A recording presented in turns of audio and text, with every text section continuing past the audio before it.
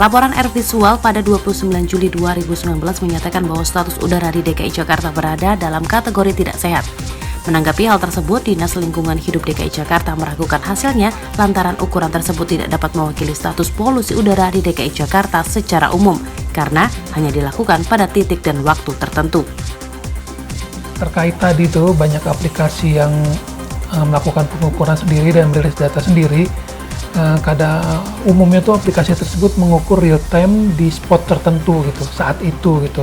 Nah, sedangkan standar yang kami pakai itu minimal kita harus mengukur udara ambien itu 24 jam atau rata-rata bulanan. Kenapa begitu? Misalnya pemantauan udara kita pasang di titik ini nih, di ruangan ini. Nah, kemudian ada orang merokok di sini. Asap itu langsung terbaca oleh alat ukur tersebut gitu. Tapi apakah bisa kita bilang seluruh Cililitan, kebetulan daerah kita kan Cililitan nih, itu terwakili oleh satu titik tadi gitu. Makanya nggak bisa diukur spot-spot begitu dan dalam waktu itu gitu.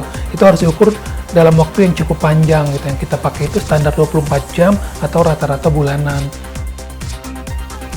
Terkait dengan parameter ukuran status udara, Dinas Lingkungan Hidup mengacu pada pengukuran yang dilakukan KLHK secara bertahap di sejumlah titik di Jakarta.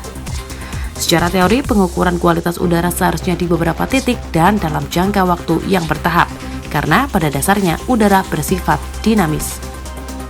Kita punya stasiun pengukuran kualitas udara sendiri ya.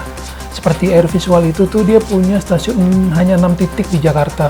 6 titik, spot-spot titik itu digambarkan ketika jelek, digambarkan Jakarta tuh jelek gitu, padahal nggak bisa begitu tuh. Sebagai upaya mengatasi pencemaran udara di Jakarta, Gubernur DKI Jakarta telah mengeluarkan Ingup nomor 66 tahun 2019 tentang upaya pengendalian pencemaran udara di Jakarta. Salah satunya mengatur angkutan umum untuk mengurangi polusi udara di Jakarta. Dari Jakarta, Yasyari Narawi, Reza Kriswantoro, Genpi.co.